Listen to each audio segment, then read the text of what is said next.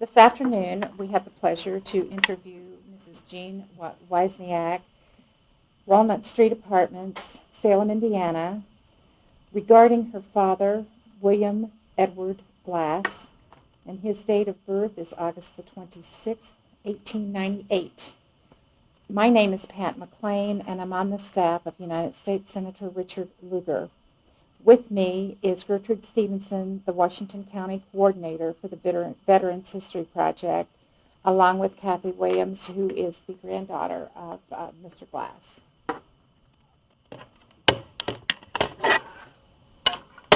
Okay, if you would please tell us what it was like having your father in the military and what it was like for you going through World War I and World War II, or World War II, I suppose, not World War I.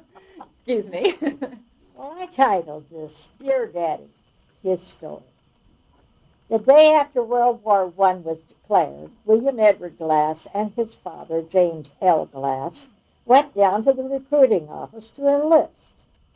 James L. Glass was refused because he was an engineer on the L&N Railroad, and that was considered to be an occupation necessary to the war effort. My father, William Edward Glass, was inducted into the Army that day, and henceforth Private William Edward Glass. He vividly remembered his first 3 days of training. The soldiers were issued a blanket and a bed sack, which they quickly filled with straw from a nearby field.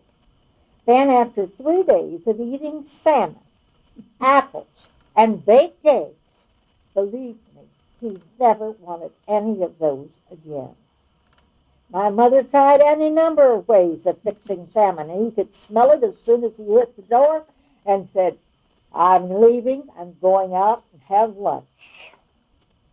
During this time, he was one of the thousands who contracted influenza that killed so many World War I soldiers. The story he told was he was at Camp Taylor just out of Louisville, Kentucky. He had been in the service just long enough to get his marksmanship badge and a commendation for officers' training school. He wasn't feeling well and requested a leave of absence to visit his parents in Louisville. The request was granted for a 3-day pass. When he arrived at his home, his mother realized he was really sick and sent for the family doctor, Dr. Gosnell. He gave her medicine, and with good home care, he survived, unlike so many other soldiers who perished from this outbreak. On the 4th day of his leave, the MPs came with an ambulance from Camp Taylor. He was considered absence without leave as well as being ill. He was admitted to a ward, and he told me he watched the men on each side up and down the ward die, be covered up, and carried out. If it hadn't been for him being at home and receiving immediate care from his mother, he would have been one of those being carried out. As only 3 men left that ward alive, and Daddy was one of them. Shortly after that, he was sent to officers' training school again at Camp Taylor. He joined the reserves in August of 1921 and served actively until 1940. He served in the Kentucky National Guard from 1921 till 1923 as first lieutenant in the field artillery. And at that time, that meant the cavalry, and you can see there's the picture of him on the horse. Then he was transferred to the Infantry Reserve in 1926. He was promoted to captain in the reserves in 1930 and promoted to grade of major in August of 1943. After his discharge, he was upgraded to lieutenant colonel's rank, which he held at the time of his death in 1987. He was 89 years old. Louisville hosted the American Legion Convention in 1929. At that time, Lieutenant Glass was part of the Horse Patrol for General George C. Pershing. I can remember him coming in the front door dressed in jodhpurs, sand-bound belt, full jacket, hat, sword, and boots. He was so excited as he unbuckled his sword and belt. General Pershing had shook hands with all the patrol members, and when speaking to Daddy, he said, "If it had not been for all you boys at home who backed us up, we couldn't have won the war." World War I in a parentheses.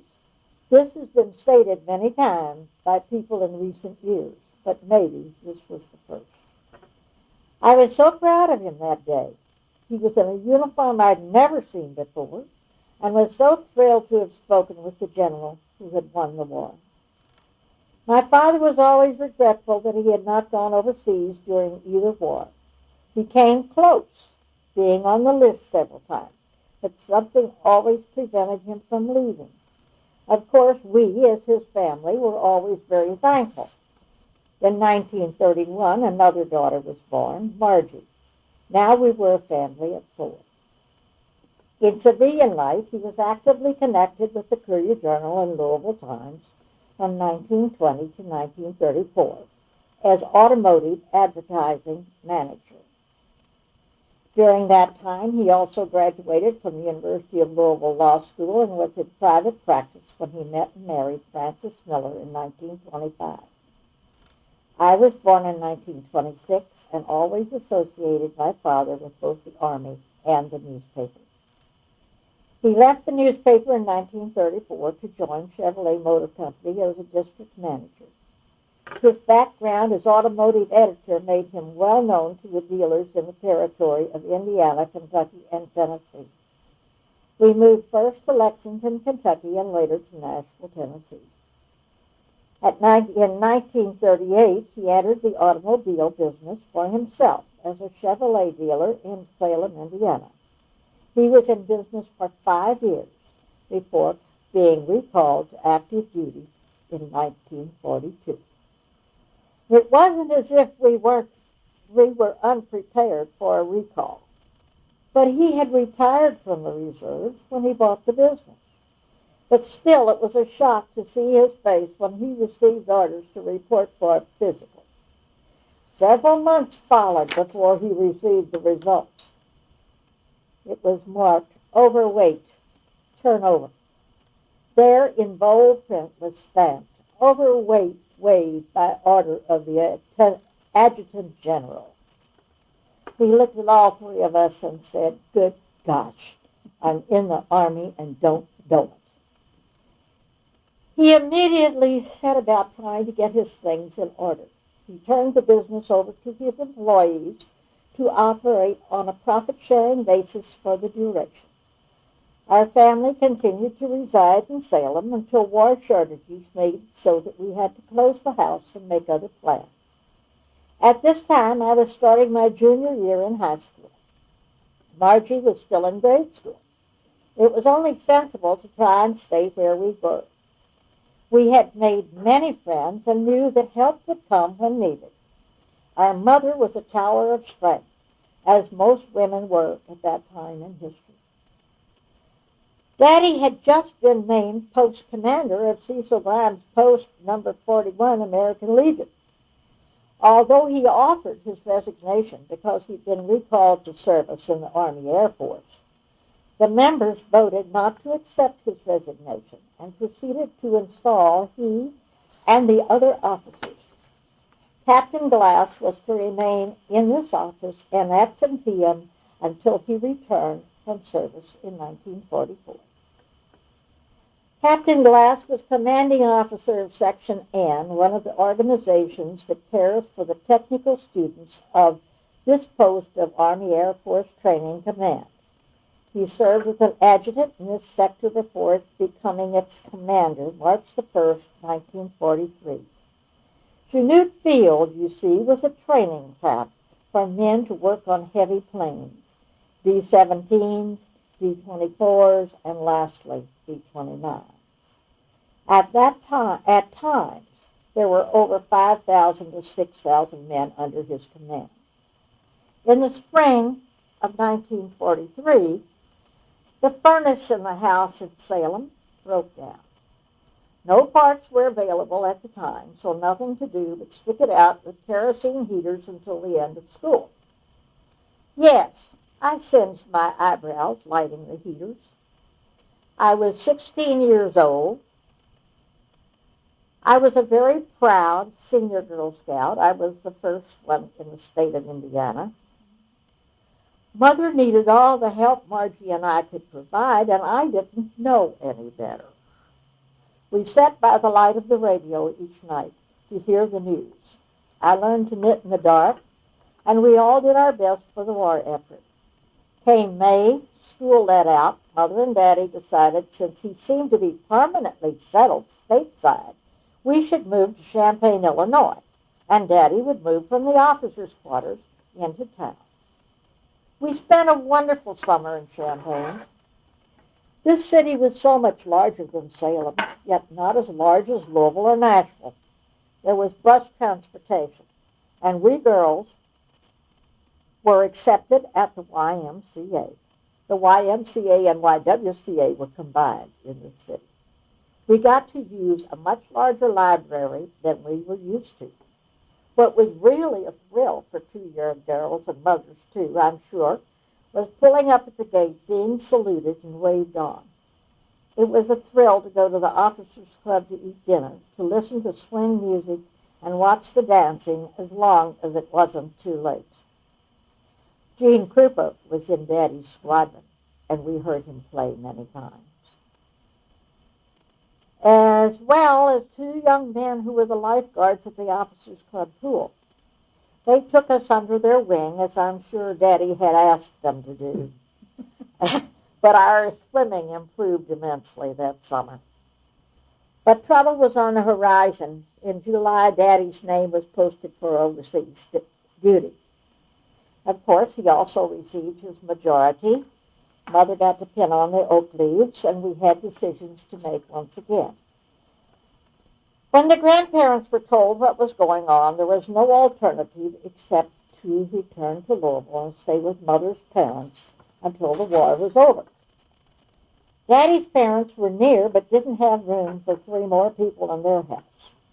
However, we saw them often and were always welcome. Then came the important decision, where to go to school.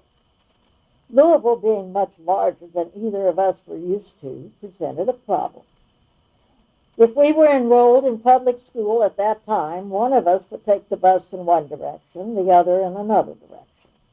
But if my parents could compromise and send us both to a parochial school on the same bus line, we could start out together and many times be on the same bus coming home. Remember, this was a city bus, and we had to walk 2 blocks to the house. Also, Louisville was still in the days of boys in one high school and girls in another. Thus, we ended up going to Presentation Academy.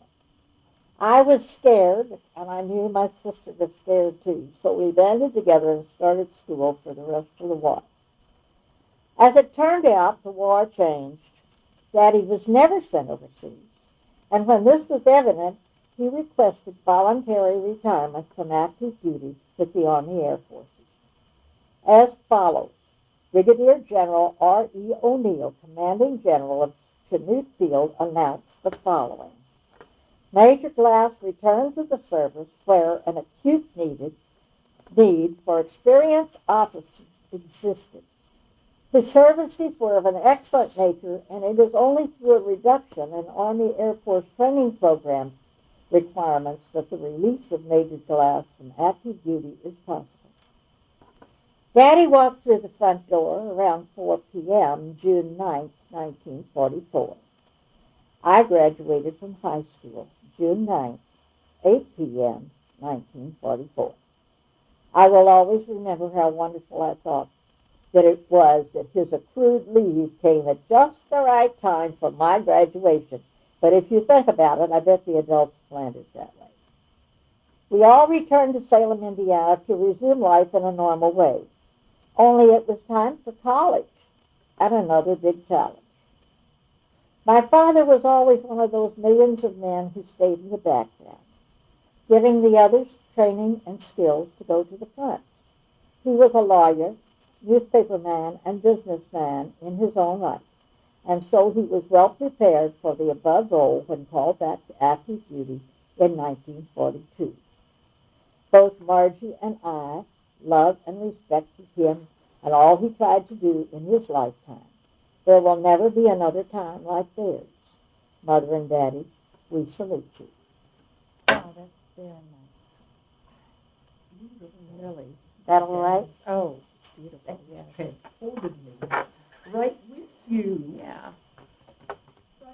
You done good. Okay. I was supposed to fill that out.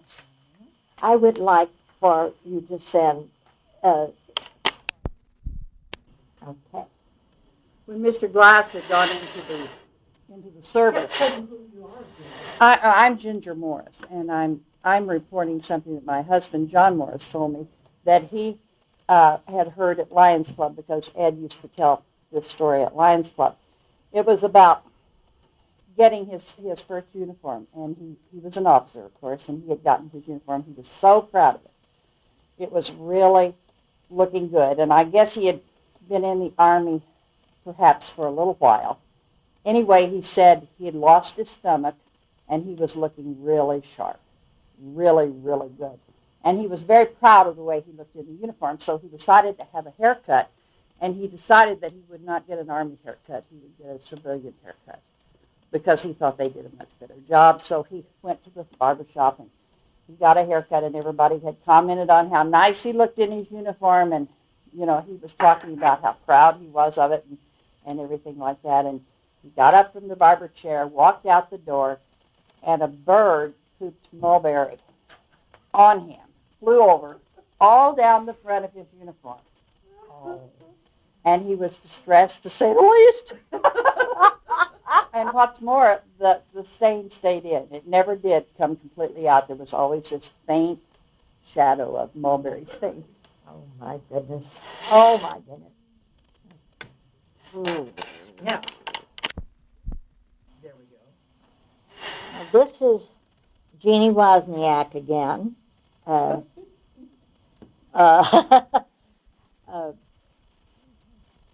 Colonel Glass's daughter.